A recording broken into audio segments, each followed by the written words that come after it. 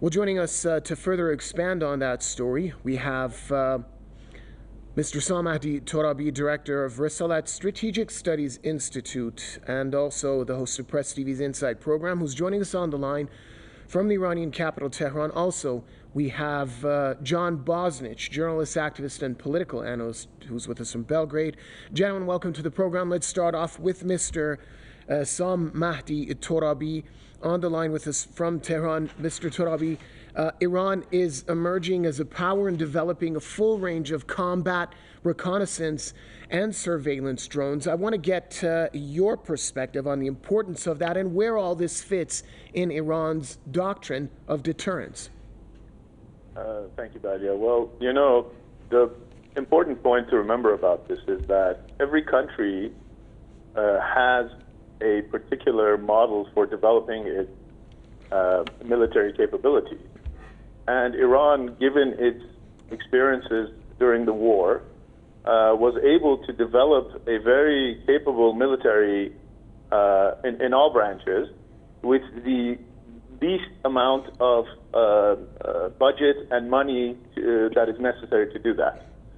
This is the exact opposite of the system that you see in the United States, where the military is basically a result of the military-industrial complex, the military industry, whose main goal is to increase their profits. So you see that they have military systems and weapon systems that are incredibly expensive, that are just, billions and billions of dollars for one weapon system, which then Iran is capable of canceling that out or neutralizing that with a weapon system that is, a fraction of the cost.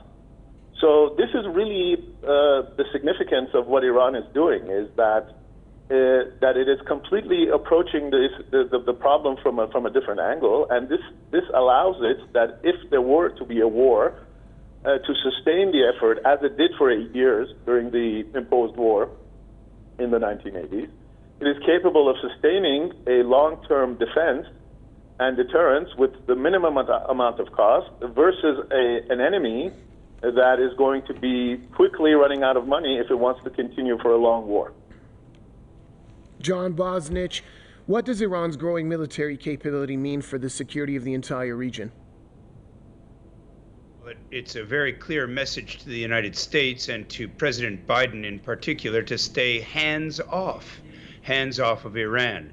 And this is a message that Iran has been developing over the years just by watching the situation in the region. The American forever war in Afghanistan is now theoretically over, even though they say American troops are still making trouble up there. But this is a preparation that Iran had to undertake. And in fact, the correct analysis by your other commentator today is that the American military system is two things.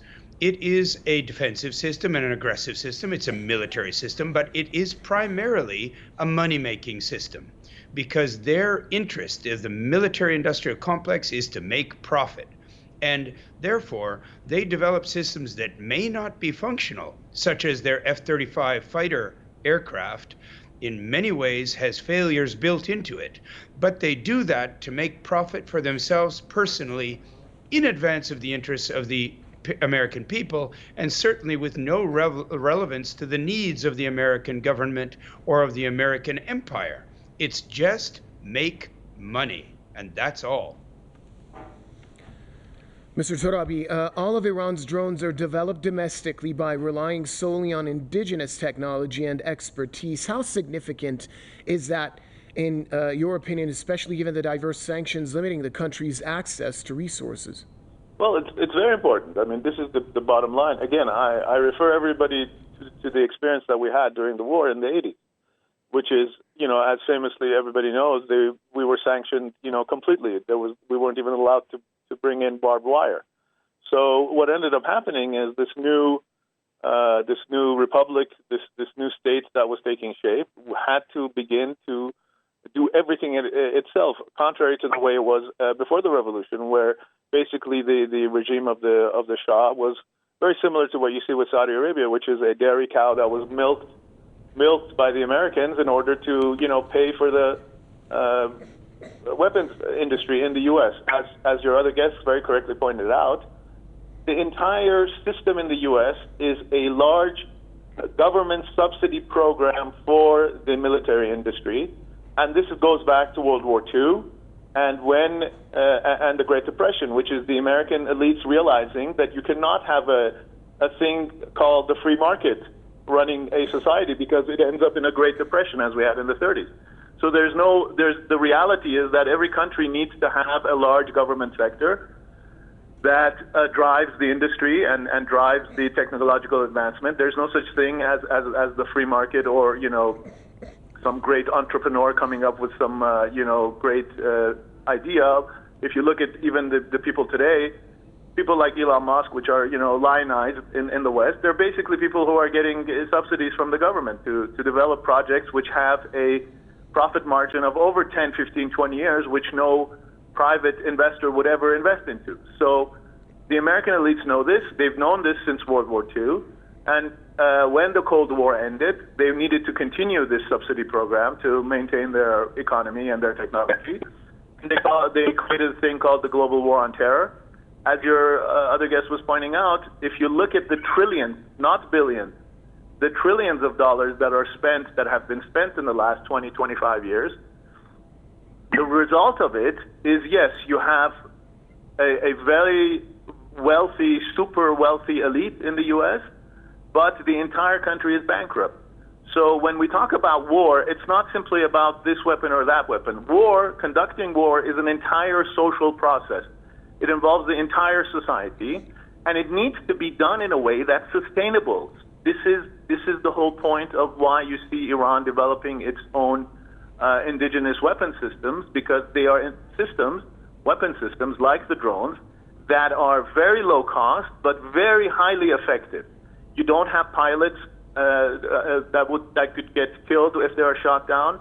You have very low production costs that are capable of happening. These drones are capable of being produced in very low cost situation. Which again, I want to emphasize this point. All of this has to be done during wartime, which is very different than peacetime. So these systems are designed for that. They are highly effective. We've seen that basically you can talk about this drone program, this Iranian drone program, creating a kind of revolution in the military field.